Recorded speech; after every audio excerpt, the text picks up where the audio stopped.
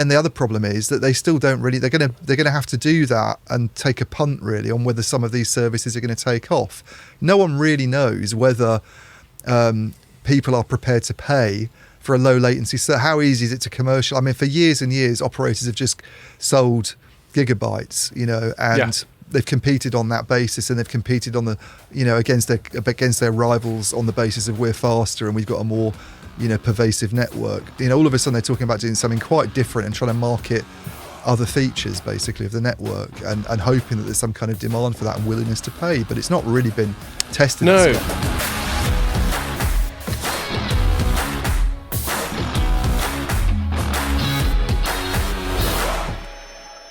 Hello and welcome to another Telecoms.com podcast. Pretty nice day today. Lovely. Nice walking in. Nice week ahead. Birds are cheeping. Other kinds of birds wearing a new set of clothes because the weather's warmer. By that I mean pigeons, of course. And so that's all good. In stark contrast to the utter chaos that's going on around the world. Obviously, Ukraine's still an absolute nightmare. Doesn't seem to have been that much change since last week in terms of, obviously there's been atrocities and foulness and violence and all that, but in terms of looking at the map, it all seems to be the same. It's like they make no progress, but they're getting nastier. Yeah, yeah. Just when you thought it couldn't get any more foul. One little tangent on that subject. So at the end of last week we had a segment on Ukraine. I made the point about how, in the name of Russia being the baddies, all kinds of other things are suddenly all right. I shared a story with you, Ian, earlier in the week, knowing that you're a tennis fan. There's one of the top 3 players in the world is a Russian player called Medvedev, is that right? Yeah, he was number 1 until this week. He was number 1, and it's anyway. There was some story that said Wimbledon's going to ban him unless he sufficiently denounces Putin. Yeah, hasn't he already? He said, yeah, but not enough. He's got to stand on a big. He's against the war. But I don't think you want to say, if you're Russian and perhaps you've got family in Russia, it's probably not wise to start going, Putin's a war criminal and this is disgraceful what he's doing. Well, so you can understand him not really doing whatever his views are. But I completely agree with that.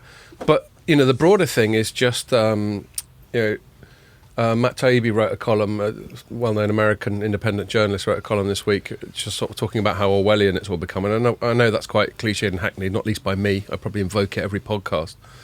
But that doesn't mean it's not right. And insisting that basically banning non-combatants, banning innocent people from things for thought crime is very Orwellian. Yeah. You had a thing that I forgot to mention last week where Facebook has said its normal rules against calling for violence don't apply if you're calling for violence against Russians. That's all right. Against Russians? Yeah. No, I thought it was just Putin. Yeah. It's even weirder. I think it was... Or maybe Russia rather than Russians. I don't know. I think it was just Putin. But either way, they were going... normally we're like, no, you can't say that shit. But now they're going, well, all right, you can against baddies. So they're making sort of arbitrary moral judgments there. There's, and that feeds into another Orwellian concept, which is the 2 minutes hate, which is basically everyone's being encouraged to not only express this absolute sort of vitriol towards the baddies. It's not like most people don't do it voluntarily, but now it's sort of being imposed on people. And then like in the States, they've got things like certain journalists and politicians who have argued that, I don't know, some nuance, maybe that we made it happen by being dicks in the first place or whatever, which I don't necessarily agree with, but, in a free society, this is supposed to be what differs us from Russia. You should be able to say that. They've been saying they should be tried for treason, and it's all getting very McCarthyist over there. So it's all just mental stuff. There's the one that sort of ties in with our sector a bit with Ofcom coming out, I think today even. Yeah, banning Russia Today. Russia Today, which I just find the whole... how can you condemn another country for propaganda and for not allowing people to access information when you do the same thing yourself? Whatever you think of what Russia Today is and what it's about, allow people to make their own minds up, because all it's going to give is Putin ammunition to turn around and say, well, you do the same thing. You don't allow access to Russian media. And in a more... me doing that with the BBC. In a more absolute sense, the way I look at things of points of principle, do we have any points of principle? Yeah. Or is everything morally relative? And if the person you're doing it to is deemed a sufficient baddie is something that was previously beyond the pale and now suddenly okay. Yeah. And So, Elon Musk was... Elon Musk said he'd fight Putin, didn't he? No, but before that, he said he Did you see that? Yeah. Yeah, he tweeted, he went, you and me, outside. Challenge. He wants to be careful because he's like a sort of, isn't he, karate expert or something, Putin? I know he's old. Judo. Judo. Taekwondo. I know, but I bet he's a fit 70-year-old. He's one of those 70-year-olds who's probably... You don't want to mess with him if you... Yeah, but Elon would show up with a mechanical arm or something. Yeah, mechanical. Maybe. Yeah, but I'd love to watch probably, it, though. Putin would probably have some little... Pay-per-view? He'd have some bear hidden behind him. That silly go. No, but Elon said Get him, he Sergey. wouldn't censor the Russian stuff on Starlink. He refused to. Yeah, so that was a week or two ago. That was a point of principle by Elon Musk. Anyway, it's all just complete mess, and obviously we're not going to get bogged down in that, but Weird. it can't go uncommented on, especially as Ukraine isn't a dedicated segment this week. Yeah. But the weather's nice on the flip side. Yeah. So that's all good. It is. Is It's my much phone better than it still was. dicking about? Are we good now? Right, Weather's okay. nice, the beers are cold. Beers cold. Pierre brought in some beers out of his freezer. Icy Which was cold. Camden Which literally have ice Canapé in them. IPA. Canapé. That's one other thing before we get into the main segments. Very exciting. I was just walking. I seem to be designated ice getter, as I'm normally the last to arrive. And I basically walked past the old shops we used to buy shit from when we were recording the old studio. And I was about to go into the Co-op, and I looked over, and the shop below on the part of the bluefin that used to be below our office is now an Amazon Fresh. Oh, the corner one. Yeah. Oh, wow. Yeah, it's now an Amazon Fresh, and I was like, I'd never seen one in the flesh. I've written about them. In the fresh. And for people who don't know, Amazon Fresh is basically you go in, and as long as you've got an Amazon account, it knows it's you. It's all a little bit sort of spooky and Big Brothery. Anyway, more Orwell analogies for a change. But you basically go in, grab some shit, and fuck off. In fact, that's their strapline. Grab some shit and fuck off. I don't want to go into Amazon Fresh. There's enough Amazon stuff. Yeah, well, I just had to do it just to check it out. Just to be in the future. And then there was a little sign going, you get 10 quid off your first visit. So I was like, oh, all right, I'll do that. I thought I'd get 10's worth of beer, obviously. Turns out beer doesn't qualify. And then, so I got some beers, and then I got three massive packs of peanuts. The one by my place and Ian's, there's obviously because you do everything yourself. The alcohol is in like a different section, and there's a guard. Yes, this place was as well. So if you're a kid, you cannot walk in. Yeah, he had a laptop. Yeah. And I mean, I didn't see why if they give you a tenner off, why it can't be booze. In the future, it'll be a robot that holds a gun to your head if you pick up a bottle of... I mean, that's making an arbitrary moral judgment on the part of Amazon, saying you can have a tenner off but not booze. Yeah. I mean, why don't they say you can only have a tenner off sort of no, it's got to be quinoa salad? It's for tax reasons, probably. The beer's more taxed, maybe. And maybe. Details. Eats their margins. Details. They're telling me what I can do. No discounts on Russian products either. Yeah, and you're not allowed in if your name's Sergey. Yeah. Which is fair enough, because if we let Russians into Amazon Fresh, then what next? Might have to let them into Wimbledon then. Yeah. And then tennis fans will suddenly start loving Putin from seeing Medvedev hit a nice forehand. I mean, the thing that he was singled out, obviously he's the world number one, but there's another player in the top 10 who's Russian, and there's quite a few Russians in the top 100. Rublev. And he wrote on the little camera. So he's all right. He wrote on a camera, so he's allowed to play it. Yeah, but Medvedev's done the same.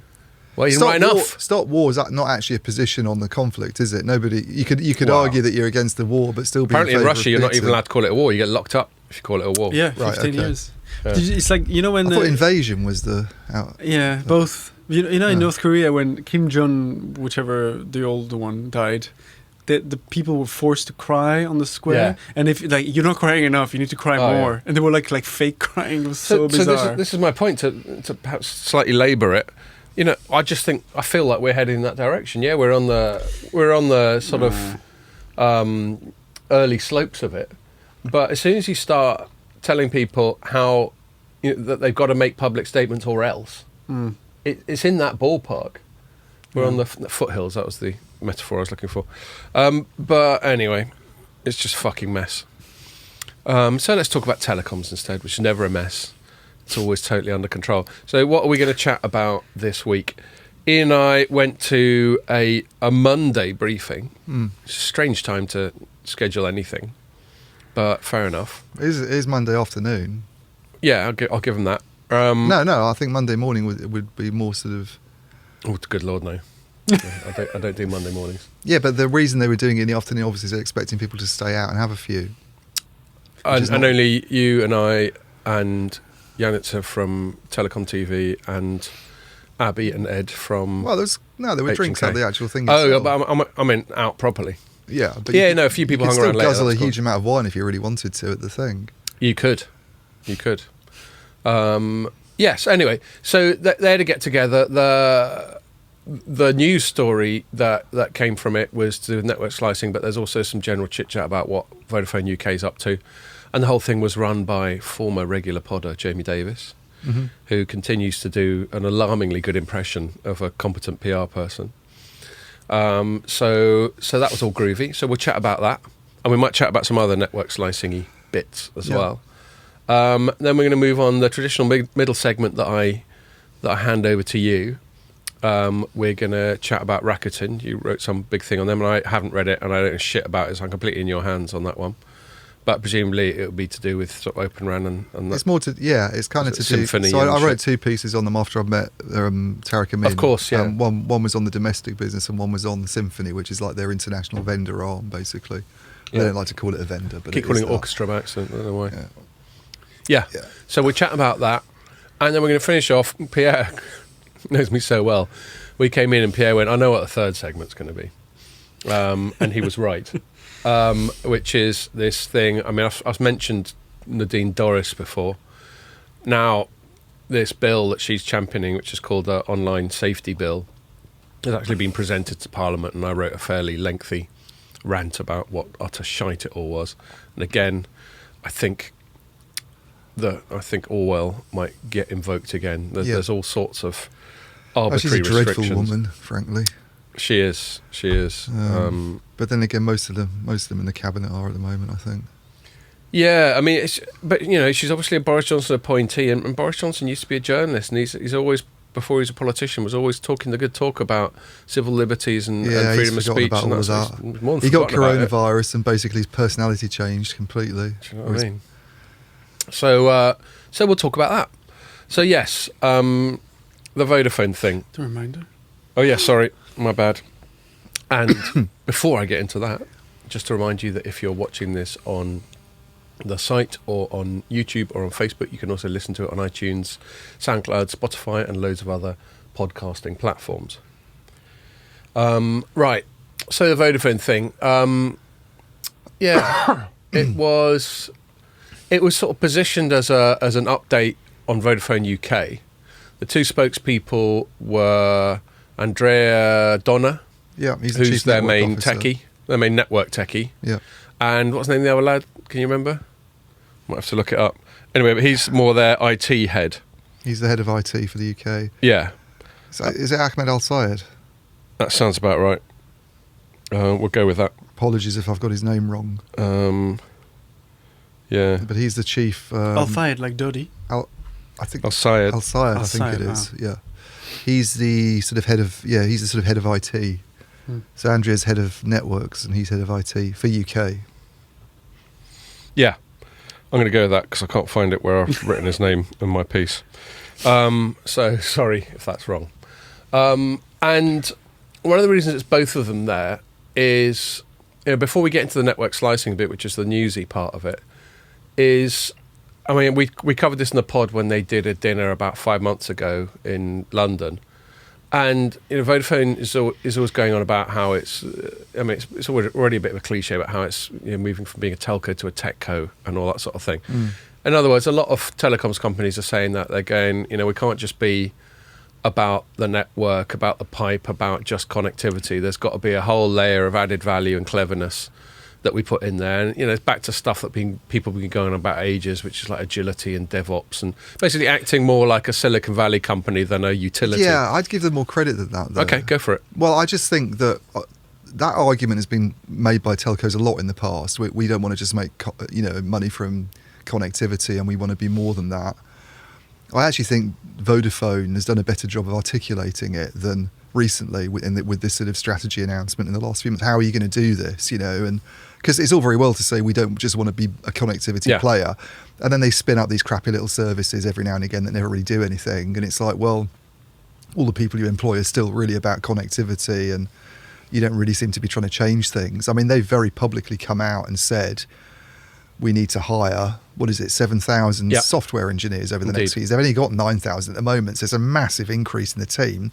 So, all right, some of it's going to be internal retraining of people who are already there on the network side, but a lot of it's going to be kind of reaching out and taking in new talent. And they don't make any, they're not sort of saying it's going to be easy. They were asked this, I think we were talking about this in the conference, about how difficult it's going to be to get these people, and there's a lot of competition at the moment for those kinds of guys. That was a distinct undertone to the whole thing. And they did reckon they were like, it's going to be hard, but at least they've got a sort of, this is how we're trying to do it. And, and they've had this sort of organisational restructure as well, which they talked about a bit. I mean, one of our colleagues, Gabriel Brown, on the heavy reading side, was digging into this a bit at the end. They used to be quite siloed in terms of how they operate across Europe. Andrea liked his line of questioning on He did, he loved that. He's obviously very much into this. I mean, which is kind of interesting in a way, because he's obviously seen changes as someone who's been at these organisations for a while, and he really is buying into him. So you can tell when executives are genuinely enthusiastic about something and when they're just sort of towing the party line, and he sounded like he's quite encouraged by what they're trying to do himself. I think he's a good communicator anyway. Yeah. He's got a bit of that sort of Italian sort of enthusiastic body language thing going on. But the whole thing is, they might have one centre of excellence for a certain thing in Ireland, let's say, or Italy, and the services that they develop and produce can then be rolled out across the whole of Europe. Right, whereas in the past they'd all just go off and do their own things, and then you end up with this huge duplication or silos, and people not sharing best practice. Yeah, and it's very software based, and that's getting into the nitty gritty. But Ahmed, I think, was explaining how I hope that's his name, because it's going to be embarrassing if that's not his first name. It's haunting me now. But he was sort of talking about how you do that from a software perspective, and a lot of then it comes into these expressions that I don't particularly like DevOps, but I can see where they're coming from. That you develop the base components, and you can roll those out and introduce them at a certain level, but build on top of it in a kind of modular way, like a Lego way, and instead of just doing everything from scratch completely. Yeah, just constantly reinventing the wheel. So I think they've articulated it better than telcos do in the past, but I found him in my pieces, Ahmed El Sayed. So you're right. Yeah, okay. That's good. And so, but I still think I'm still not sure how successful it's going to be. I mean, my concern would be how much. I can understand some of what they're doing on the software side in terms of, and I think some of it's really encouraging when they talk about, for instance, one thing that came out of the dinner we were at was not being as reliant on the hyperscalers as they have been, not tying yourself to one public cloud, and you can develop your own kind of tools that allow you to port stuff. Tie yourself to two or three instead. Sure, but at least you're not then all bound into one system, and you've got the ability to move stuff around and have sort of a multi-vendor strategy on the cloud side as well, rather than doing what Dish is doing, where it's all AWS. No, totally. So it's hybrid. So there's a bit of AWS, bit of Google, bit of in-house. Yeah, I mean that's a sensible way of doing it. And the other thing is, I suppose, with Scott Petty, who's the chief digital officer of the whole group, was saying, they don't want to be as reliant on IT companies and systems integrators as they have been in the past. Hence, hiring all the So if developers. you hire these software engineers, you can do a lot of that yourself, and it's going to be really important with things like Open RAN to be able to have that ability to stitch it together yourself, rather than then have a sort of second form of lock-in with a systems integrator or whatever it might be. Where I'm more dubious is this whole, we can be a kind of software company that sells products to other organisations. That's the bit for me that because there's lots of software companies that sell products to, and have been doing it for a long time, and there's three huge companies there, obviously, in terms of the public clouds, that are massive software players with huge R&D resources. They know this stuff inside out. They've got access to the best talent, and it's kind of, where does a company like Vodafone really fit in? What does it sell? I thought where one of the ways in which they position themselves is a bit like what Ericsson's been banging on about with Vonage, is if they start writing clever APIs, and it's in a similar space, because it's APIs, application programming interfaces, which basically means a sort of Lego block that enables bits of software to interact with other bits of software or bits of hardware or other things. It's sort of like it sort of makes things play nice with each other. Yeah. And so a network API would in principle enable other developers to develop clever bits of software and services that can then tap into the network in some way. Yeah.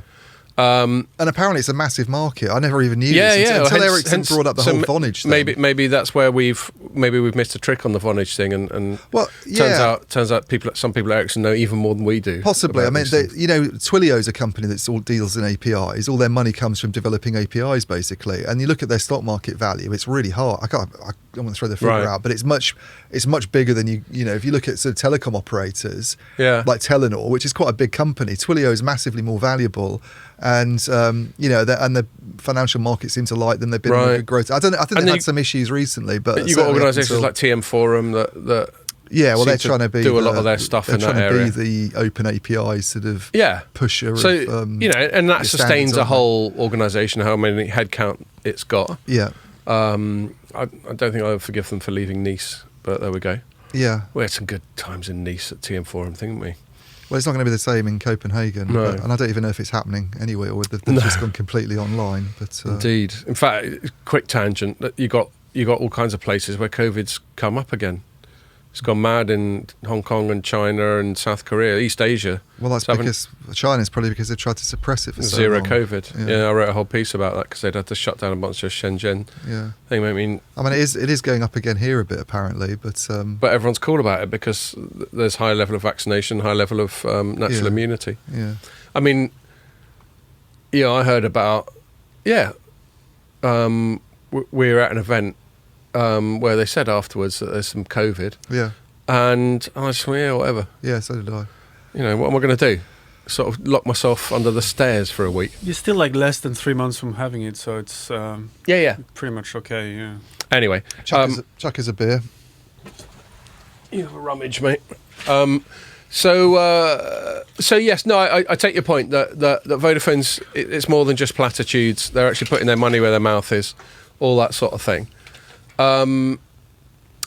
I got the impression, reading between the lines, they never explicitly said this, reading between the lines, I got the impression that they're already starting to worry a bit that these geeks, these 7,000 geeks they want to take on, are not viewing Vodafone as the sort of place where they thought they'd end up. They thought they'd end up at Google or Amazon or either that, some little startup. Not Meta anymore. Yeah, no one wants to go there. Except Nick Clegg, and he's fucking welcome to it. And he was even promoted, wasn't he? Yeah. To an even higher... chief flat catcher. But I think they need to attract them. They've actually got quite a good opportunity, I think, at the moment to try and position themselves against the likes, partly because of the backlash against Facebook. And it's not just Facebook. I think increasingly people look at the big tech and are a little bit suspicious about it these days, more than they were 5 or 6 years ago, because it's just become this all-powerful thing. If you could position Vodafone in the right way, we want to have a kind of startup mentality when it comes to this stuff. And you're very clever about it, how you do your outreach to these people. You can get them. The main thing for me, I think, is going to be, it's going to be bloody expensive. Unless they are laying off lots of other staff, what have they got? They've got about 100,000 employees, I think, Vodafone at the moment, and they've downsized a bit over the last few years, like most telcos, partly through divestments, partly through automation, things like chatbots and that kind of stuff. But they when you say to them, is the plan with this software reinvention to get rid of a lot of other people, and have a sort of smaller team but more software based, they deny that they're trying to do that. I've talked to them about it before. Because you've been writing about telcos downsizing for years. But they say that the idea is not really to shrink the team, it's to just make it more software based. So if you're doing that you've got really expensive people, your bill's going to go up. Well, there've been a few rumours, like even this week, about where Vodafone's finding cash for that sort of thing. They've got this Vantage Towers that they still own 80% of after an IPO. I saw that today, yeah. They've got, I read somewhere that they're selling and leasing back their Newbury HQ building. So that there's all sorts of little bits and bobs. They're not. The thing we've got to remember is they're not a telco that's in great shape, are they? At the moment, we were talking about Ericsson the other day and how there's sort of investor pressure on them. Well, there is on Vodafone as well. There's this activist investor that's sort of been taking a look at them and I can't remember the name of it, but they took a stake, didn't they? And then it's not Cevian again, is it? It might be Cevian, right. But then they were on about. I think it might be. I mean, this is what kicked off the whole talk about mergers and acquisitions, and this came up actually interestingly on Monday. I didn't expect it to be a component of the topic, but one of the journalists asked about M&A, and it sort of did feature in it a bit, and they're kind of under pressure from a sort of investor perspective to show that they're delivering, and their share price has obviously gone down a lot over the last few years. They've not done very well, even compared to some peers. They've not done very well, and no telcos have been really thriving. Let's be honest, but it's going to be hard for them. Yeah, and I just got the impression. I find it interesting when you've been in journalism for a little while. People will hold a public briefing, and from a company's point of view, the role of journalists is to act as a conduit for their message. Okay, and the reason they go through journalists is because there's only a certain amount. There's a limit to how effective your message is if you do it through the normal marketing and advertising channels. Your message is much more effective if you get a trusted third party to repeat it. And I just got the impression that Andrea especially wanted to message the geek labour market through us that Vodafone is a cool place to come. Yeah. And he made some fairly compelling points. He was making points about how sort of unstructured it is, how there's a sort of zero blame, blue sky thinking, geeks can come in and break stuff and it's all groovy type of stuff, which is, saying all the right words. And I think that there's that sort of thing that perhaps prompted Gabe to say it wasn't always that way. And he was like, yeah, you're spot on. And that's another thing that made me think this was the key message the key theme for them in terms of their dream reporting from the journalists would be Vodafone is a great place for the software engineers. They're trying to do they have a free buffet? I didn't get around. Did they have a free buffet? They did. They had. No, as in at the head office. Well, they should if they replicate those little bits of finger food that we had. Well, some of them were confusing. It's sometimes hard to tell the difference between pudding canapes and main course canapes. I mean, they were quite tasty. The ones I had, I just couldn't see what they were. But no, there was some weird shit there, but it was quite posh. Yeah, and there was wine and beer and all that, even a bit of fizz. But anyway, I think that's what he wanted. And I didn't get a chance. There's so many people asking. Very heavily represented by Informer, that event. It was, yeah. There's you and I on the journalistic side, and there's a couple of people from Romdeer, and there's Gabe from Heavy Reading. In a room of about 10 people. I think we were about half of them, weren't it? Well, there was hardly anybody from anywhere else, actually, thinking about it. They got some value. And there was only one other reporter there as well. Yeah, who was not from Informer. Telecom TV. Phil was there from SA. I might have forgotten one or two people. But so that was that, and that was it. I was going to ask, my sort of smart ass journalistic question would be, so you're hiring 7,000 people, are you? You said that last October. How are you doing? Yeah, I didn't ask it. I got impression that it would have been sidestepped, and I was reminded just in our chat after over those random nibbles that it's a long-term target. So that probably would have been their sidestep. Yeah. Nonetheless, the impression they created is that they haven't hired many of them, certainly not externally, and which is why that messaging is happening. But then moving on to the story, it was sort of incremental thing, but it got the most reads out of any story Telecoms.com wrote this week, which is a sort of trial of what they call Ondemand network slicing that they've done in partnership with Ericsson. Yeah. And so network slicing, just to remind people, is the concept of being able to fine-tune the network and customize the network for more specific use cases. So you might have a time where reliability and security is paramount, and so then, if you imagine the network's normally, a whole slice of pie, you just decide half that pie is going to be just for reliability and that sort of thing, or there could be, or I think their use case was VR. So the VR requires both high bandwidth and low latency, because if you have wireless VR and there's some latency, you end up throwing up and going mad. Yeah, which isn't ideal. Better to do that on alcohol, I find. And this is on demand, and they're basically saying within 30 minutes of a putative client going, I want my network sliced this way, it happened. Yeah. So that was the news. Was that? Have I missed out? Did you cover the actual news story as well? I did, Anything but I I've missed out? No, I mean, I covered the news story and I tried to sort of blend it with some of the things they were saying about network slicing, because the thing I took from it when it moved on to that part of the discussion was, it's all, this trial's all very well and everything, but we're a hell of a long way from doing that for regulatory and technical reasons. And this is the thing about a lot of this stuff they've been talking about. Talk about net neutrality, aren't you? Net neutrality and standalone just looks like it's not close. Right. And, he wouldn't be nailed down on a time. Does that say not exist in the wild? Standalone doesn't exist in the UK. I mean, Right. BT was on about launching it maybe next year, I think, their first commercial services. But they came out with the same argument that Vodafone did pretty much, which was, we don't want to rush to do it. We want to do it right. And we're not determined to be the first.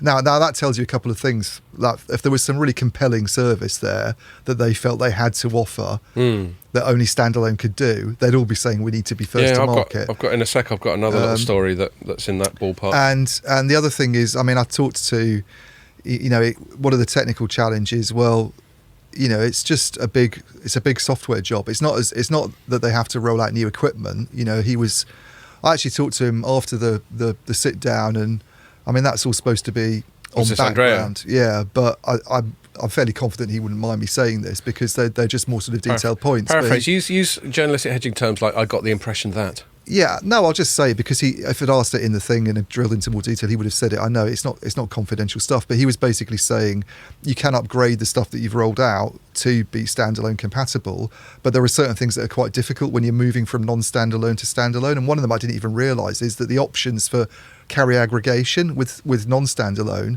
are much more than they are with standalone. They're more? Yeah. And God, that reminds me of the topic we spoke about a few weeks back on, like, is 5G intrinsically faster than 4G?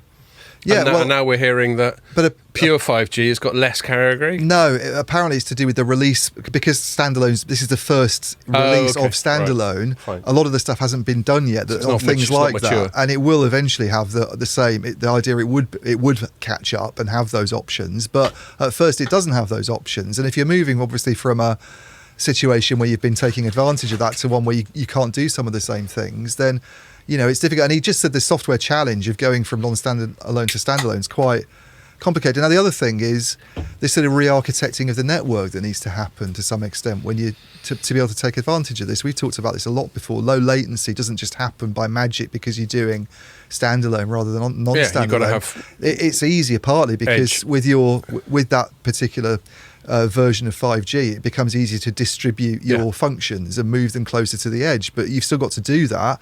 You've got to house them somewhere. You've got to make investments in front haul potentially, depending on what we're talking about exactly when it comes to edge computing. But it's potentially a big job. And and then the other problem is that they still don't really. They're going to have to do that and take a punt really on whether some of these services are going to take off.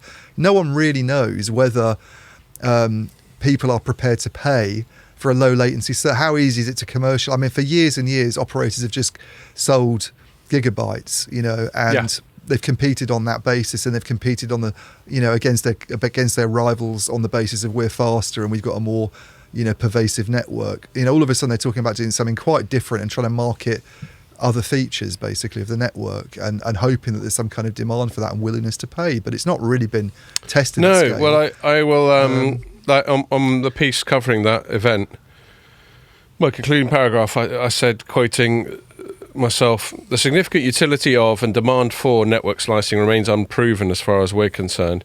It seems like a cool idea on paper, but how many use cases, brackets, apart from the inevitable VR, which also still has plenty of question marks attached to it, really require it? Vodafone is gambling that the only way to find out is to make it, as well as other novel technologies such as Open RAN, commercially available, and see what, if anything, the market does with them. Yeah, sort of build it and hope they'll come. That conclusion? Totally, yeah. And then the other thing that I sort of led with my headline, because I thought was really interesting, because he's very outspoken about it, and sometimes they're a bit cagey, especially with an Ofcom inquiry going on at the moment into it, was we need rule changes to be able to do any of this anyway.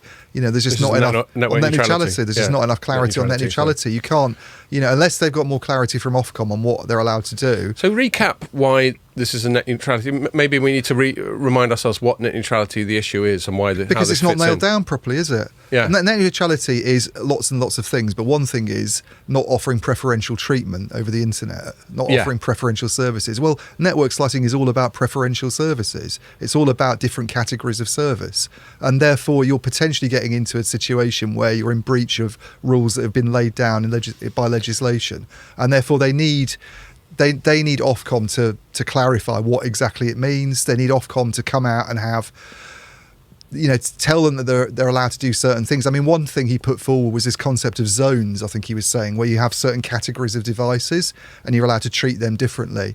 But within that category of devices, so all smartphones get the same treatment, but IoT devices totally. don't. You apply a certain set of rules according to the category of devices, and it sounds like this is something. Ofcom's got this consultation going on at the moment, and it sounds like that's something that they've proposed. Quite interesting that he brought that up. Although the boundaries between the zones will be a point of contention. Totally, but it's like a regulatory thing that's there and has been acknowledged before as a potential barrier to doing network slicing. It's not the first time someone's mentioned it, but he was pretty outspoken about it. I mean, I thought he'd sort of played down. He basically said, no, it will have to change. Yeah, well, that was a point. I did commend Vodafone for just making their spokespeople available, because if they're gonna do like a once a quarter type of thing, which they seem to be doing, and we'll go along as long as they bribe us with beers at the end. Yeah, and we hung around till about 10 or something after, didn't we? We did.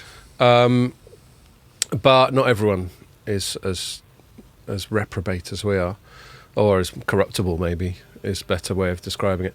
But if they're going to do that, it can't just be them going, here's a press release that we're going to talk about, because then you think, I might as well fucking stayed at home. Yeah. That the thing that makes it worth coming out is doing what they did, to their credit, which is have a totally open conversation. The majority of the hour and a half we were sat in that room, was it? Yeah, something like that.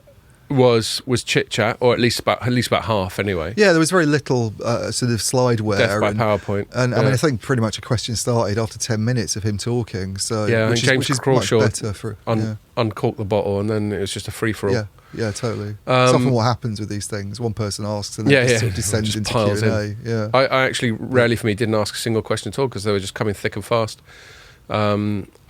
I had one in mind if the room went quiet, but it never happened. So I just thought, fuck it. So I think credit to them for having that chat.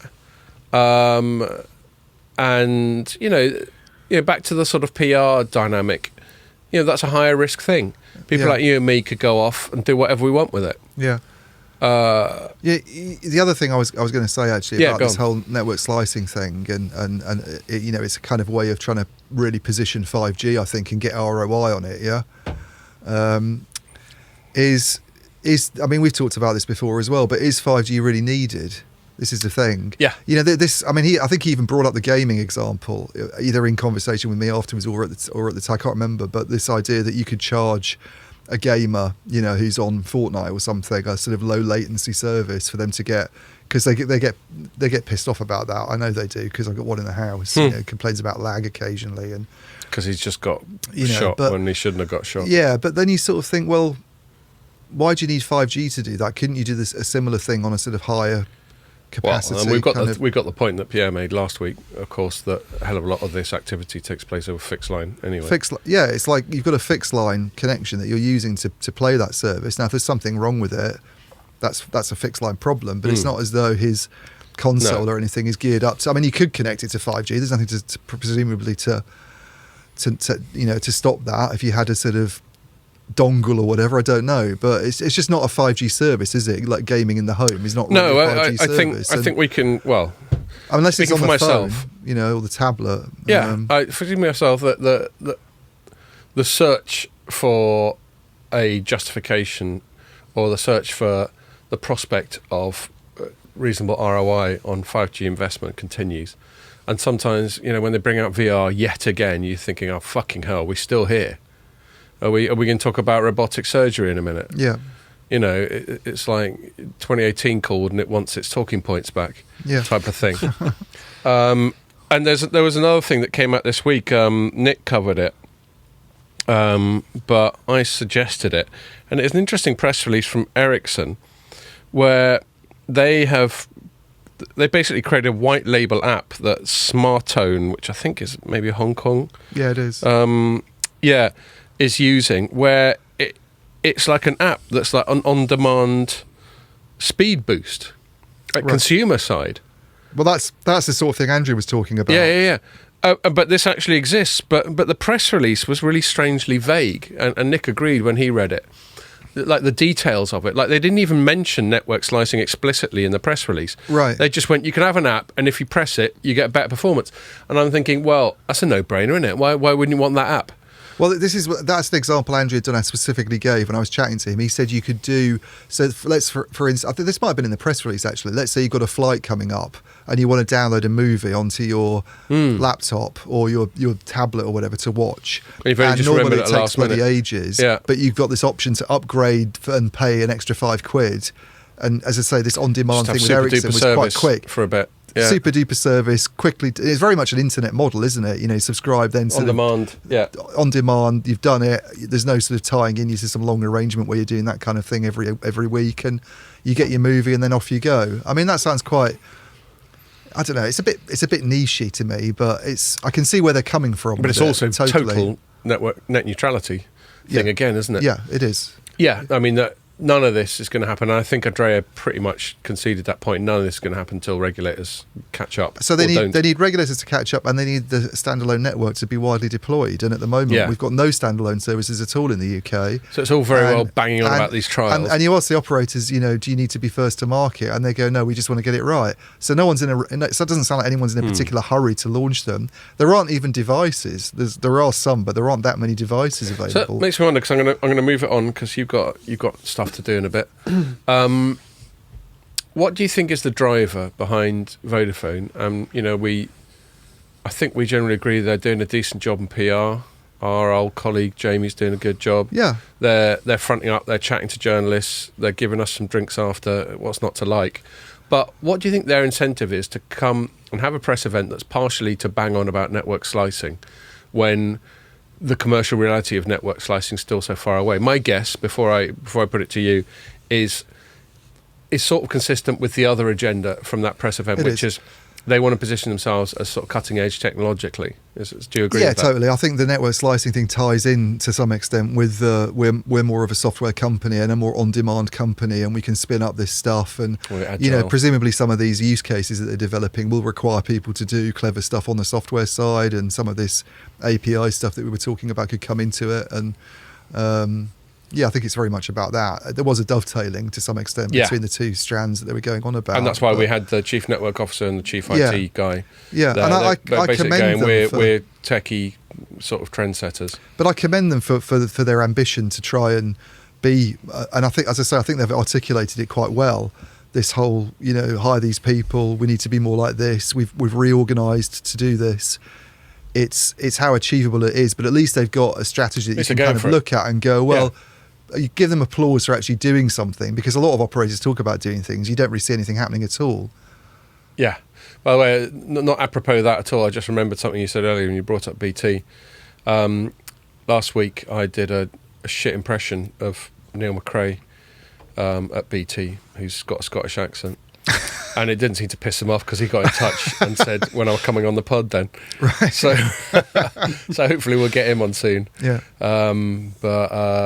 Yeah, that was funny. It's always weird when someone gets in touch with us sort of hearing the pod, because it'll probably be several days after you recorded it and you've sort of moved on. But then someone's only just heard it. Even. Yeah. No, I remember I mentioned it. But you don't think about, you know, obviously I didn't say anything derogatory and I wasn't taking the piss, but I was doing, you know, one of my shitty accents. Yeah. But I'm sure he's heard it before. He didn't seem to hold that against. Well, he's a Scottish guy living in southern England, exactly. So yeah, he must get it all the time. Yeah. So yeah, that's all groovy. And so hopefully we'll get him on soon, which will be good fun. Yeah. All right, let's move it on. I'm going to hand it almost immediately to you, because just so people know, it's probably obvious from the way this pod goes that we don't put an exhaustive amount of preparation into it. It basically consists of us turning up and spending about 10 minutes going, so what we're going to chat about then. Yeah. I might have given it a bit of thought coming in. I might have had a look at which was the most read stories or which ones appealed to me in the week. But typically, like, the lead is often quite obvious. And then the second one I quite often defer to you, and the third one's normally a Scott Pacino self-indulgent TM one, as it will be again this week. So the second one, the recording without telling you. yeah, where Pierre starts rolling his eyes. Yeah, God, what's he going to bang on right now? Fucking Orwell's going to come up. So yes, on that note, we're on the second segment, which is Ian's segment. So over to you, San. Yeah, I mean, it's going to be about Rakuten, who are one of the companies to watch, I guess, at the moment. And we do talk about them quite a bit on the pod, but I met them at MWC. Yeah, and you met the main man. So I met the main man. Yeah, so Tarek Amin has been the CTO of Rakuten Mobile, which is the bit that's building the fourth mobile network in Japan using all these sort of newfangled technologies. But he's being moved into the CEO role at Rakuten Mobile, first off, which is quite a sort of significant step, because he's doing obviously more on the commercial side then. Yeah, we've got to cover everything, haven't we? Got to cover everything. And he's also head of this relatively new unit that was set up, I think, late last summer, called Rakuten Symphony. And the whole point of Rakuten Symphony is to try and sell some of the technologies that they've developed for their sort of domestic network to an international audience of operators. You know, thinking being that they're a bit ahead of the curve, especially on Open RAN. Totally, yeah. And so why not flog some of that best practice? Yeah, and actual services and shit. Services. So it's a combination of things that they've developed in house. It's companies that they've actually acquired. So there's one called Altia Star, for instance, that's they used to have a minority stake in, I think, but they now own it outright. They acquired it last year, and it's one of the companies that's developing software for the radio access network. That's not co-owned with NEC. NEC is different. Well, NEC's a partner, yeah. So they will. They're quite intimate. They're very intimate. Yeah. They're very intimate. They've almost done sort of joint development of products. It seems. I mean, a lot of the stuff that NEC rolled out, some of its massive MIMO 5G products, I think, were sort of first introduced by Rakuten. You know, and I never used to cover NEC that much back in the day.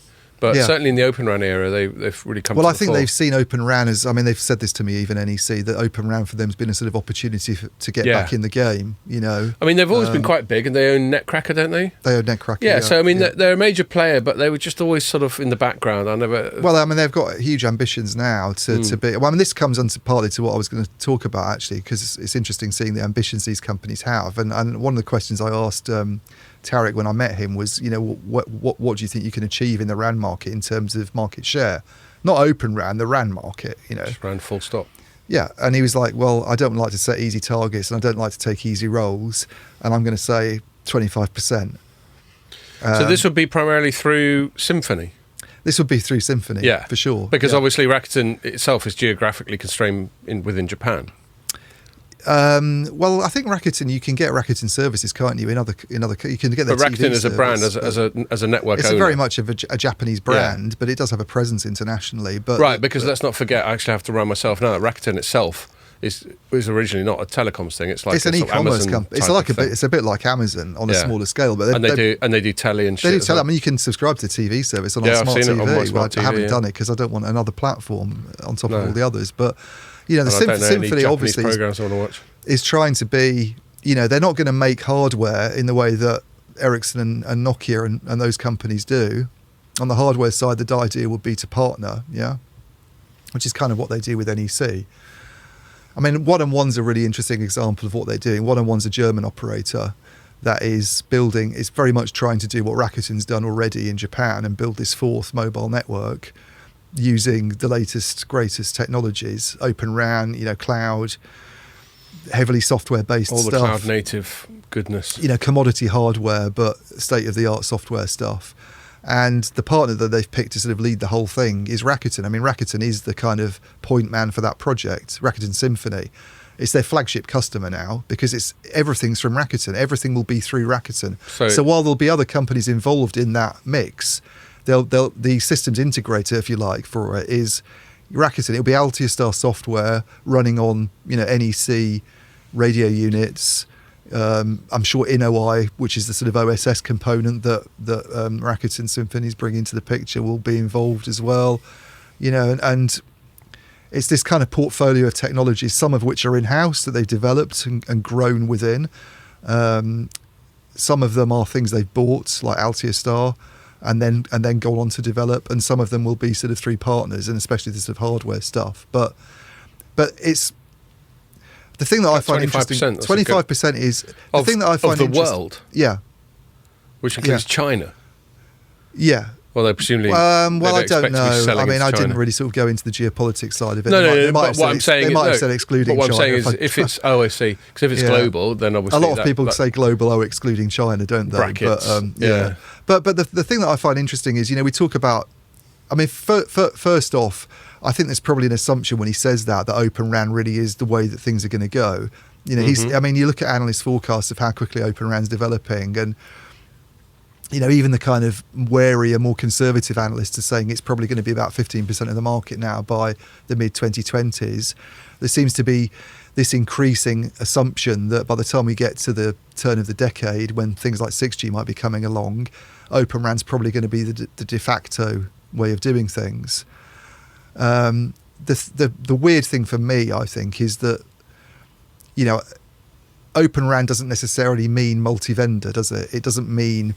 One of the goals of Open RAN... Yeah, well, I was just going to say that. Yeah. Were you talking about NEC and Altiostar? There's quite a sort of small stable of contributors to that symphony. Okay, so NEC, thing, which is another company that I interviewed a few weeks ago in the run-up to Christmas about Open RAN, and NEC obviously started off doing these, when it comes to Open RAN, they started off doing these massive MIMO panels for Rakuten, yeah? Right. Which is very much a sort of hardware thing, running on Altiostar software. They're now developing their own RAN software as well. They have a core network proposition, which Rakuten's deploying. So they themselves are becoming more of a company that is pitching a whole array of, of products to you, not just confined to one specific area. And then you say to them, well, what do you think you can achieve in the next few years in terms of your RAN market share? I mean, they actually specifically say in terms of Open RAN, they want to get a fifth of the market by 2030. But how many Open RAN companies are there? And how many equivalents to Symphony are there? I don't see... I mean, the equivalents to Symphony really would be the big RAN players, yeah? Right, the ones that we're supposed to be evolving away from? The ones that... Yeah, so I mean, if it's going to get 25%... This is the thing, if it's going to get 25% of the market, it's either going to have to... It's going to really hurt the existing incumbents, presumably. Especially if it's ex-China, we're talking about Ericsson and Nokia, aren't we? Yeah, I mean, there's potentially devastating consequences for the incumbents if Rakuten can pull off that kind of... Yeah. Unless the market grows massively. This is the thing. I mean, there's a lot of talk about private 5G and, companies that aren't traditionally telcos building their own networks. Maybe the RAN market grows a lot over the next few years and a huge amount of spending goes into it. It's about 40 to 45 billion a year at the moment. Right. According to Omdia, and Dell'Oro is pretty much on that sort of level as well, I think. Now, some of the stuff Rakuten's talking about doing isn't strictly speaking RAN. I mean, they're talking about being involved in other areas of the network as well. Yeah, they don't want to develop their own core products. Right. He ruled that out, but... in a lot of the automation stuff and the OSS side of things isn't really strictly RAN that they are trying to get involved in. But 40 to 45 billion, I mean, unless it grows a lot, and I don't see any analyst forecasts where they're projecting this huge sort of increase in RAN spending over the next few years or even sort of later on in the decade. Someone that takes 25% market share is going to have obviously a big impact on the existing players in the market. If the market mainly goes to... he's talking RAN, remember. He's not talking about just Open RAN. His assumption will obviously be that things are going to move heavily towards Open RAN. So if Rakuten and Symphony gets 25% of all RAN, then we have to assume that the proportion of all RAN that will be Open RAN is quite high. Yeah, well, I think he would be one of the people that would say the whole thing's going to end up going that way in the late 2020s. Oh, that's a big shift. Yeah, I mean, but it's we're a good way into 22. Yeah, but Ericsson and Nokia could be Open RAN players and vendors of Open RAN gear. And yet this is the weird thing about Open RAN. All Open RAN means is that the interfaces have been opened up so that feasibly you can use one company's kit with another company's kit. What's Vodafone doing in the UK with its Open RAN sites? It's using Samsung for everything. It's Open RAN, but it's not using Samsung for everything. But it's open in principle and in practice. It's open in principle, but they're getting the radios and the baseband stuff, which is the two really sort of key elements that everybody. That's how the whole thing started. You'd be able to buy your baseband from a different company that that supplies your radio units. They're buying their radio units mainly from Samsung, and they're also using Samsung's baseband software. So even though they can go on about how open it is, and maybe it is completely ORAN Alliance compliant interfaces, but they're using the same vendor across both parts of the network. And this is the interesting thing about the Symphony announcement. If they take 25% of the market, then presumably a lot of the stuff they're doing is just coming from them. Yeah, you've still got a company reliant on one vendor. Yeah. And if, let's say, the rest of the market, let's say other companies, let's say NEC achieves its ambition and it gets 20%, then you've got, 45% of the market left, 55% of the market left. Maybe another couple of big players take that as well. This whole concept that Open RAN is this diversified mix where there's lots more choice, maybe all Open RAN is a changing of the guard. Yeah, well, I agree with you. I think we've made that point to some extent in the past. I find it interesting, especially that stuff I was talking about in the intro about how everyone's got to hate everything Russian now. Things, sort of prevailing narratives take on a certain momentum and a certain sort of self-perpetuation. And I think this is where it's really interesting to be a journalist, because we're sort of at the front line of this. Perhaps not so much us, because we're not covering current affairs so much. But there's a thing. This is a complete tangent. It might come up again. In fact, I'm going to park it because it's going to come up again in the next segment. But more broadly, we're the recipients of incoming messaging. And the incoming messaging is always delivered by people who have an agenda. I'm not saying it's a malevolent or a sinister or a negative agenda, but it is an agenda. And a big part of our job is to filter that for our audience. That's why journalists will always be needed, and that's why restrictions on journalists, which is very much going to come up in the next segment, are bad. Because, we're supposed to be the canaries in the coal mine. And I think that's one of the reasons, speaking only for myself, but I suspect you share that. Look at that, Pierre's just rubbing our nose in it. He's eating some of those peanuts I got, and we can't because we'll make crunchy noises into the microphone.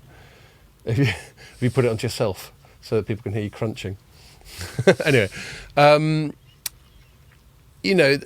there's this momentum, and then you got people like, we had John Baker on the pod, and he doesn't hide it, but he's obviously very much a cheerleader for Open RAN stuff, and there'll be commercial incentives, presumably for him and certainly for his company, to be so.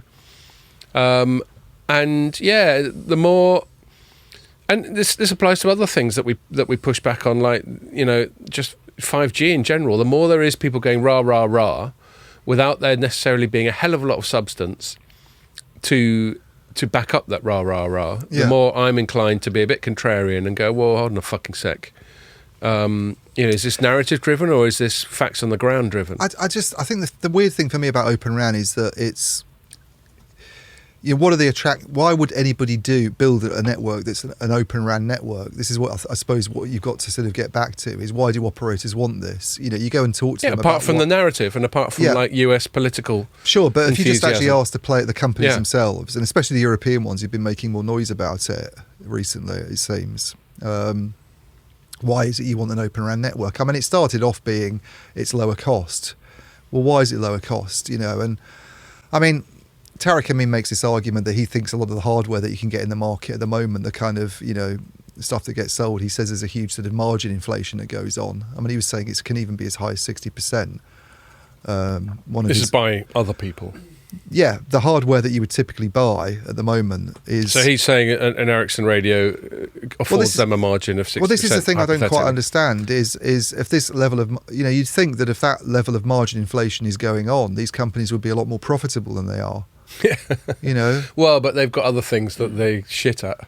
That's true, and maybe that would be... that's a question I didn't ask him when I met him. But do you know off the top of your head, in their financials, for example, at Ericsson, do we see the margin just for the networking business as opposed to managed services and digital services? And also the margin at the network business is reasonable at the moment, but it's not like it's not like Pfizer's margins recently, for instance. Don't get me started. And it's also, remember that whole process of getting to that has been a really painful one for Ericsson. I mean, they've shed 25,000 employees. They've had to sell a load of stuff they used to be involved in. They've had to focus just on doing 5G under Boy Ekholm. That's been a huge reinvention. So this concept to me that, and also the other thing is, Tariq Amin seems to have this thing that companies need to accept the world's going towards software, and it's narrative driven, and it's okay to make a profit in software. But in hardware, it's almost like a markup, an unfair markup. And to me, I just find it a little bit strange that why shouldn't hardware companies be able to make a profit anyway? They've got to make money. They've got to. And if hypothetically Ericsson makes a 60% margin on the WXYZ 123 radio, there might be one thing they do that they make it on. And then all the other shit totally. And then they've got all the back office and this and that and the other. So I'm going to move it on, but I'm going to ask you to sort of summarise from your chats with. I've never met him. Yeah, he's obviously a very smart and accomplished guy. He is, yeah. From your chats with him, how convinced are you by all this, as opposed to you thinking, there's a degree of sort of utopian or agenda-driven stuff? Do you find yourself swept along by it? Can you see them having a 25% share of the RAN market by the end of the decade? Summarise the interesting thing is that if you look at what equity analysts think of them, I mean, there's one company called New Street Research that's quite. They produce a lot of research reports on Rakuten, and they're incredibly sceptical about the Rakuten mobile project in Japan. Right. They've constantly. It's not got off a flyer, is it? It's not. I mean, this is a different topic where I was talking to him about how you're going to build customers for that, and he's got all sorts of ideas about that, but it has disappointed on customer take up. It's got huge costs simply because you can virtualize and softwareize your network as much as possible, but you've still got to put in sites, you've still got to put in underlying IP infrastructure and all this stuff, and they've had to do that obviously over the last few years. So their capital outlay has been, and then just employing people to get it up and running has been really substantial. And New Street Research, for that reason, has been very, very dubious about their financial outlook at Rakuten Mobile, but it's also quite bullish on Symphony. I mean, they themselves, they put it differently. They have two cases. They have a bull case and a bear case for what Symphony can achieve in Open RAN. Now, their Open RAN forecasts are fairly modest. I think they're a bit sort of aligned with Del Oro, where they see it being kind of 15% of the market, maybe in the mid-2020s. But their bear case for Rakuten is that it gets 25% share, and their bull case is it gets 50% of the market. But this is the thing I find perplexing. It's 50% of the global RAN market. Of the global Open RAN market. Open RAN market. But if this is the thing I find perplexing, is that if Open RAN is supposed to be all about diversification, and half of it's owned by one, company, exactly. Then where does the choice? You talk to operators, you go, well, what we really want. If you move that, I was going back to this cost point I was making about margin inflation, because there's lots of skepticism that actually using commodity hardware and software will actually save you that much money. In terms of what operators spend outside the RAN, and their overall running costs from employees and all this stuff, what they could save with Open RAN turns out to be, I mean, I dug into this a couple of years ago, probably not that much. Yeah. What they really want is not to have only 2 or 3 vendors to choose from. But the trouble is... So then they can play everyone off against each other, and that's what an open market's supposed to be. And also that they don't have a situation that's happened in the last 2 years where someone comes along and goes, oh, you can't buy equipment from that one anymore, by the way, because it's Chinese and we don't like it. Right? Yeah. Imagine if there were more big Russian vendors. Totally. I mean, that's just game over now. Whereas 2 months ago, you were fine to do business. We live with in them. a weird world at the moment. What if somebody came along and went, we can't buy from Ericsson anymore because they've funded ISIS? Yeah. Yeah. So this is what operators and then want. it goes the other way. Like this is a complete tangent, but it's really close to home. listens to the pod might not know, my wife's Iranian, born in Iran, but she's lived in the UK since she was a kid. And we recently had this case in the UK of this woman called Nazanin Zaghari Radcliffe. And the reason she's got that surname is she's married an English guy and got a double-barrel surname. But she's Iranian. And she went over there about 6 years ago, and Iran went, yeah, you look a bit too much like a spy. We're going to fucking lock you up.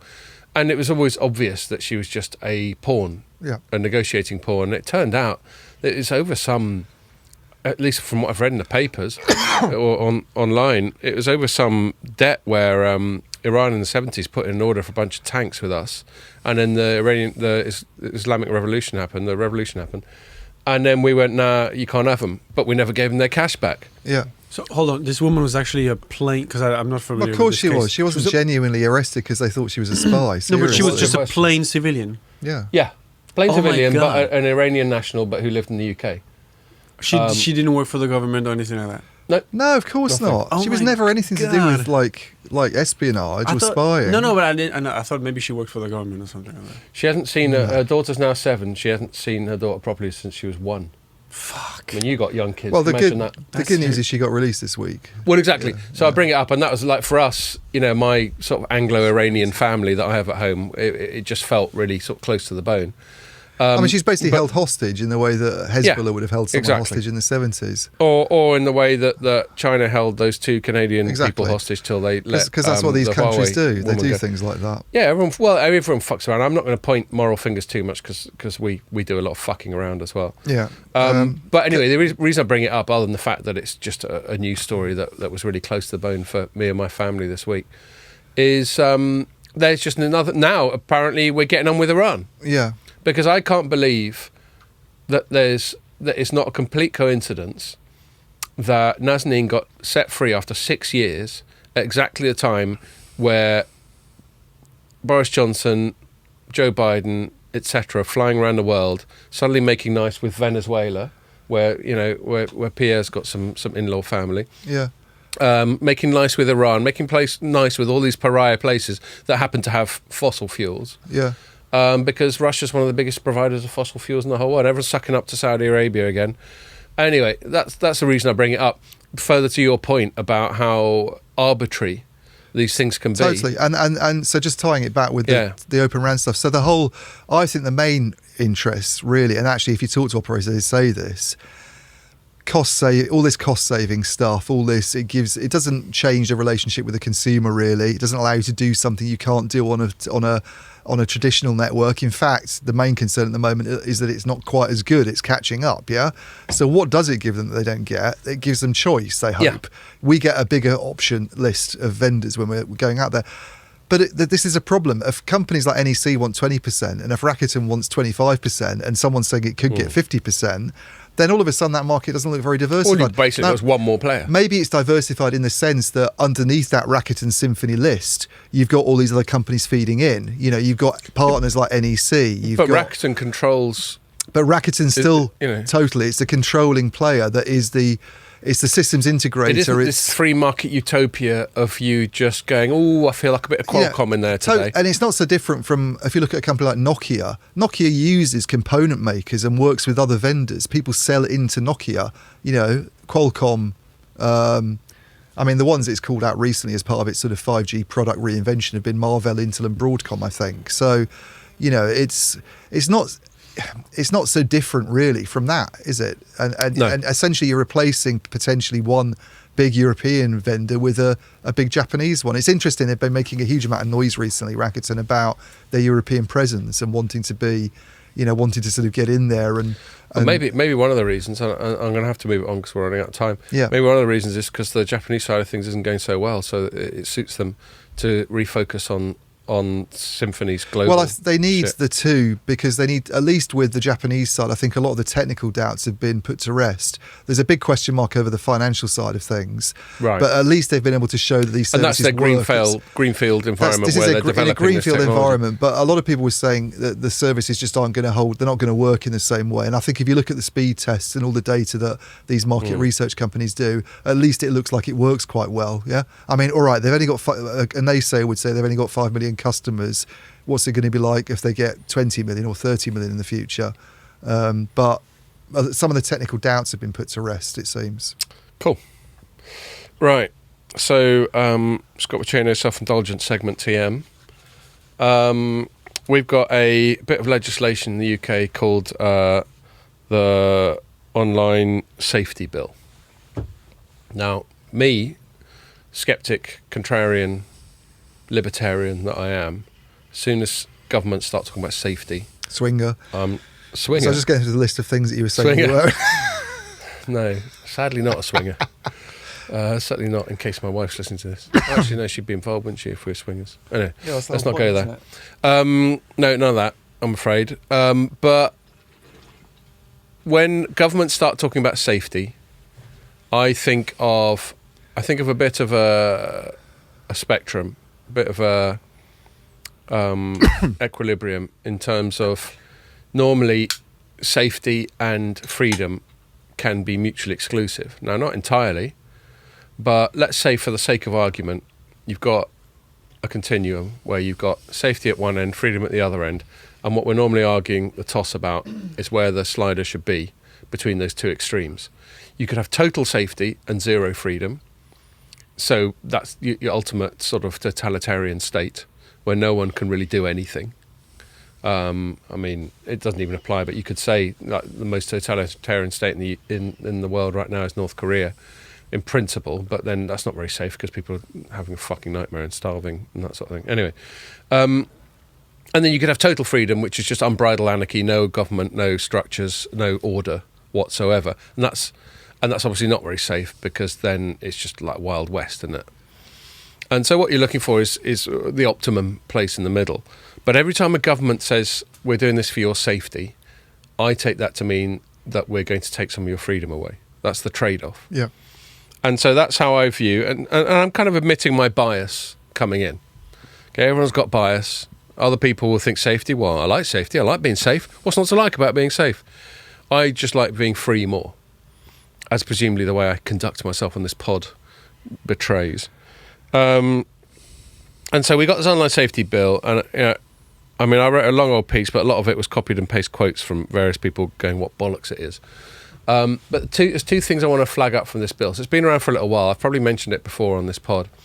But now it's finally been presented to Parliament after about at least 2 years, I think at least 3 years actually, of fucking about and fine-tuning. And so they're going, right, I think we've nailed it. We're going to present it to Parliament. Now, on the surface, a lot of it is commendable and impossible to push back on because it talks about protecting children from sexual exploitation and all kinds of shit like that.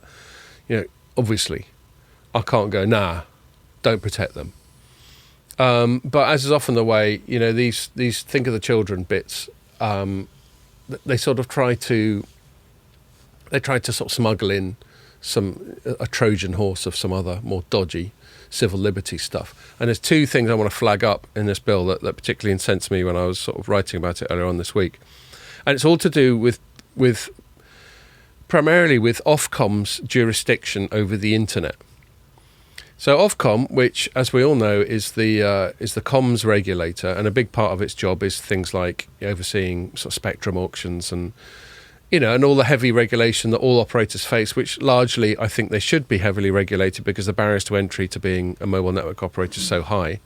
You can't. It's not like you and me. I've said it before. We can go off and set up sort of Ian and Scott networks tomorrow. Yeah. You know, with some money we found down the back of the sofa, you know, there's billions of pounds to get into that market. And also, it obviously was only deregulated a few decades ago, and it always used to be national monopolies everywhere. So it needs to be regulated, fine. Sorry, denationalised, I meant, not deregulated. Needs to be regulated, fine. But the Ofcom's remit seems to be growing and creeping and metastasising. And this is a great example of it. So Ofcom now has the power to do a couple of things that I think are really worth flagging up. I'm trying to remember off the top of my head.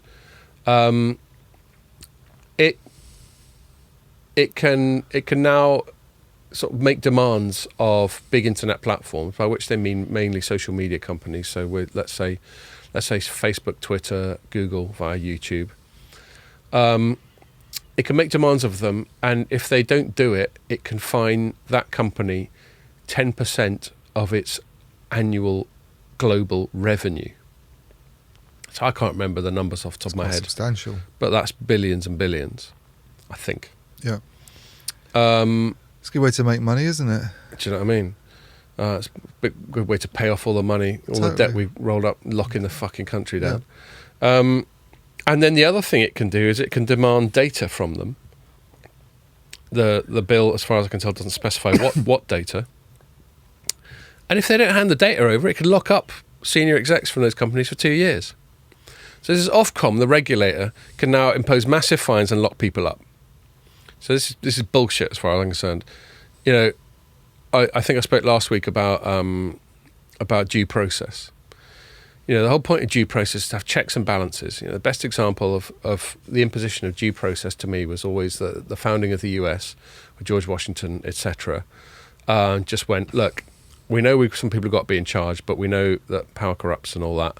So let's put in all these checks and balances and stopgaps and restraints. And this seems to be a way of giving Ofcom tons of power. Now, that's dodgy in and of itself, but really what it's doing is it's giving the government tons of power via proxy. Because it's the government that appoints the head of Ofcom. It's obviously, and you know, lots of people don't even think this way. Patronage is really simple. When you're in a job, you always think about who can sack you. Like we know within Informa who can sack us, and who it's probably not in our interest to really piss off. Yeah. We'd like to think that there'd be due process in that, and you know, if we were just a bit of a dick one Friday night, they'd go, all right, you know, I won't hold that against you. But you know, but we know who, you know, and we've all got bills to pay, we've got dependents, all that sort of thing. So this is how patronage works. And you know, the current head of Ofcom is a dame. So obviously an establishment figure, Dame Melanie Dawes, I think she's called. Yeah. And she's appointed by politicians. Last one seemed a bit more down to earth. Sharon White, was it? Yeah, but she was a civil servant as well. She, yeah. And she was appointed by the government. Yeah. Point is, they're all appointed by the government. So the Ofcom is basically a government agency, as all these ones are. So now the government's decided to give this proxy all this power, and I find it to be. And then there's one more thing about this bill that I want to flag up, which is at the centre of it, which is they basically want to be able to determine and to force social media companies to censor stuff that is legal but harmful, is the precise quote. Stuff that's legal but harmful. Now, stuff that's illegal, that's fine. There's a process of laws. I think it's flawed, and this law is a great example. But you know, there's certain things you can't do. I can't. Who decides what's harmful and not? Well, I'll come to that. Yeah. And so legal but harmful, and then one tweak to this law before it came out this week. It used to be that legal but harmful would be in the domain of the social media companies to determine, which was pretty bad by itself because, of course, they're going to err on the side of caution, so they're going to be censorious, especially if they can get fucking locked up. Now, apparently, it's down to Parliament to determine what's legal but harmful. Yeah. Now, you could say, Scott, you're always going on about due process, Parliament's due process, what are you moaning about? But the problem is that this then creates a direct political link to the social media companies. So, you know, let's say like over the last couple of years, the goalposts have shifted all the time about what you can say about COVID. Like 2 years ago, you couldn't talk about a lab leak theory. It had to all be just coming off some fucking pangolin or something. Now it's all right. So there's like an Overton window that constantly shifts to do with that. You could talk about, like, you're still not allowed to talk about alternative treatments like ivermectin or hydroxychloroquine or something like that. But that's still quite arbitrary. I mean, I don't know. They might be bollocks, but no one's conclusively proved one way or the other as far as I can tell. And things like ivermectin, I don't think do you any harm. So fuck it, why not just pop one? Yeah. Together with a basket of other things like paracetamol, whatever you think might do the job. So things are shifting all the time. And this comes back to my sort of core issue with censorship, which is someone's got to decide. When there's censorship going on, someone's got to decide what's good and what's bad. And all people are flawed. I mean, should you be in charge? Should I be in charge? Here I am. I'm going on about it all the time. Maybe I should be in charge because my soul is pure. My perception is untainted. Presumably Nadine Dorries makes. Well, she's going to be one of the people, but they say Parliament is. But that's another problem. Parliament, like during the COVID period, Parliament's been awful when it comes to due process. Yeah. You haven't seen the Labour Party push back on a single restriction of civil liberties from the Tory, from the government. We also see things getting forced through without any parliamentary debate whatsoever. So why can't they could just do the same? They've set a precedent for doing that already. They could say, well, this is important enough to do the same thing. Exactly. And now they're deliberately introducing this vagueness into law, which says legal but harmful. Yeah. So who determines what's harmful? And that's going to be Parliament or Nadine Dorries or Boris Johnson or Ofcom or whatever. Not you or me, that's for fucking sure. Yeah. And and it's just appalling, especially when you attach these sort of draconian threats to it. And this goes through, I don't know how much popular press coverage it's getting. I certainly know from a BBC report I read that the only pushback from the Labour Party is them going, it's a travesty that this law didn't come around sooner, and making some kind of tenuous link between this law and Putin being allowed to do something or other, because that's what we do now. So they're just appalling. So there's no opposition within Parliament. And I just thought I'd flag it up. I mean, it's not, it's not that telecoms-y, but it is very much digital economy, if you permit me to refer to that. Yeah. It's very much, this is why I think I allow myself to go on tangents, because telecoms is the medium by which the digital economy is conducted. So, the reason people like Vodafone and Rakuten make money is because there is this digital economy that everyone wants to participate in, and someone's got to be the backbone for it. Someone's got to be the sort of the spine of it, and that's what they are. And I'm just absolutely appalled that. Well, I'm not appalled because I'm not that naive, but every time it comes to the fore again, I'm just like, what the fuck are we playing at? Introducing sort of all these things. So I don't know. I've banged on for a little while, Ian. I don't know if you've given it that much thought this week, I saw it going through, and I remember we talked about it once before. And I mean, I sort of draw a parallel with this story that we mentioned earlier with Russia. The banning of the Russian. I can't remember the name of the publication now, but Russia Today, RT. Yeah. Because you could. I mean, that's Ofcom again. Yeah, and Ofcom's got a lot of power now. This whole online safety and harmful content. I mean, it's such a vague term, harmful. Yeah, deliberately. It could mean all sorts of things. Someone could come along and argue that RT comes under that category, that it's harmful. We shouldn't be reading it. We can't be trusted. But then, everything Russian is harmful now, isn't it? Totally. And then where does it stop? I mean, at the moment, you can get the Chinese press quite easily in the UK in terms of access to websites like Global Times, which is very, very much seen as a state-run one. I mean, for me, I find it incredibly useful to read Global Times from time to time, because you're getting the CCP perspective. Yeah, as a telecom journalist, there's often quite a lot of telecom content in there. Their whole perspective on the whole, the Meng situation in Canada, for instance, how they interpreted it, how the Chinese Communist Party saw it. Yeah, you know that it's coming from an authoritarian government, but you also like to know how they think about these things. And to get rid of it is just restricting information, I think. I completely agree. Carry on. And as you say, then, and who would make the decision on something like that? This is the other thing that worries me totally. I mean, that's the key thing. Well, and when it's political, then it's political. Yeah. I mean, politicians aren't without bias, aren't without agenda. Far from it. It shouldn't be up to 600. I mean, whether there's a decent opposition or not, it shouldn't be up to 600 men and women sitting in one chamber to vote on something that 65 million people can. When we're talking about something as fundamental as freedom of speech and things that democracies are based on in themselves. And certainly not without proper due process. Totally, yeah. Like proper parliamentary debate and all that sort of thing. So there'll be proper parliamentary debate over this law, but if it goes through, it will create the platform for arbitrary censorship thereafter without due process. Yeah. I think that's my biggest issue with a lot of these things. Like, I was just trying to fire it up, but I'm not getting much connection in here. I was reading the leader of The Spectator was talking about this. Yeah, there's a good lead. I read it as well. Right, yeah. It was on the RT thing specifically. Yeah, but then more generally on this online safety bill.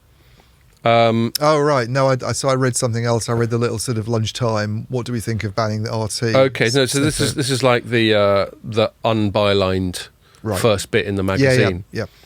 But it's not firing up. Fuck it. They made a couple of interesting points. One point they made, which hadn't occurred to me, was actually this sort of this is like a census charter for the social media companies, because if now they're going, we're going to fine you and we're going to lock you up, then when the social media companies censor you, they can just go, well, we don't want to get locked up. Yeah. So by coming out with these threats, is that making it buzz again? By coming out with these threats, they're basically encouraging them to censor more. And I think this really worries me. This might sound hyperbolic, but there is some substance to it. When you have a massive overlap between the state and private business, that's one of the defining characteristics of fascism. Now, we're supposed to hate fascism, aren't we? But I just think broadly, like, there's another example I can come up with this week. New York Times wrote a story about, do you remember before the last US general election, there was a story about a laptop that had been dug up in a computer repair shop that was apparently belonged to the son of Joe Biden, called Hunter Biden. Yes, yeah. And apparently revealed some degree of dodgy dealings in Ukraine, funnily enough, before Ukraine was a thing. Mm. And probably involving Zelensky, I think. I wouldn't be surprised. Yeah. Certainly involving some people who are now beyond reproach, I'm sure. But it was basically completely censored by social media. You couldn't even share it. I tried it. You couldn't even share it because it was from New York Post. So New York Post is a legit paper. Yeah. Yeah, it's a red top. Yeah. But it's a legit paper. I think it's the oldest current paper in the States. From the Sun or something. Sun or the Mirror or whatever. Or you could argue... It's actually a little bit higher class, I think, than that. Yeah, you could argue a bit more like the Mail or something like that. Yeah. Their red tops are a bit more decent. I don't know if that's the right word, but we're a bit more sort of muckraking, I think, over in the UK. What's it called, red tops? Or like the Star, the Mirror, the Sun, they've all got as like opposed to the quality broadsheets for they've all got red logos. More intelligent audience, people who can read long sentences and paragraphs. The proper grown up posh ones have got black logos. And it was completely banned. And this was just before the 2020 general election, which Biden won. I think legitimately. I don't buy into the whole conspiracy theories on it, but not by a massive margin in a lot of states. And we know that first past the post, it can often be swung on. You could have, like I think in the 2016 election, Hillary Clinton had a greater proportion of the vote, but she lost because of first past the post. So the point is that this suppression of this Hunter Biden New York Post story probably had a significant effect on the outcome of the election. I'm not saying Trump would definitely have won, and I'm certainly not saying I definitely wish he had won, because he can be a bit fucking mental. But the point is that censorship can affect the way in which a country exists and is run all the way up. Yeah. I mean, that censorship could have affected the outcome of the US election and the nomination of the most powerful person in the world. So this is fucking hardcore, this stuff. And this law that we're bringing in is basically saying that we think the government should have more power of censorship over social media. So why wouldn't governments use it? Let's say there was, hypothetically, a Hunter Biden laptop story about Boris Johnson before the next general election. Why wouldn't he then put pressure, now that he's passed through this law, why wouldn't he then put pressure on social media companies to suppress that? Yeah. And then why wouldn't the other team, let's say he loses it and Labour comes in, and let's say it's Jeremy Corbyn, it's Keir Starmer who wins, why wouldn't he do that? It's all about giving the state too much power. They could say it's harmful content. Yeah, because harmful is completely vague. And there's another point that I want to make. It's harmful to me. Yeah, totally. What does harmful mean? I mean, it's such a vague idea. It's not a legal term, this at all. No, I actually think it's the deliberate injection of subjectivity and vagueness into law. And I think it's, I use terms like top down and bottom up. So due process principles like that are bottom-up things that protect you and I. Yeah. The law applies equally.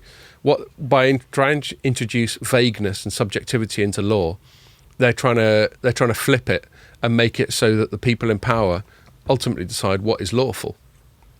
And so harmful is a vague, subjective term. We've got other things that come up that people are trying to introduce into law right now, such as hate crime.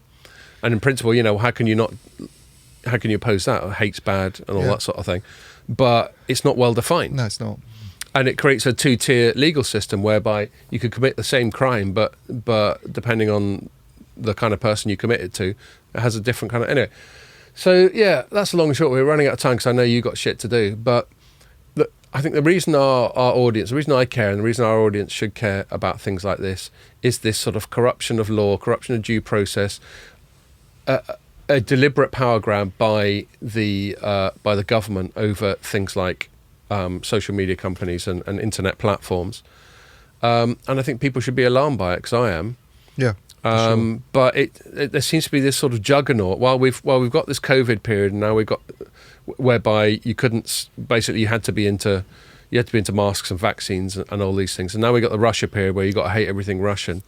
There's just this constant top-down pressure to just get in line and shut the fuck up and not question. Yeah. And I guess that's part of our job as journalists, to keep questioning. And I promise you we will.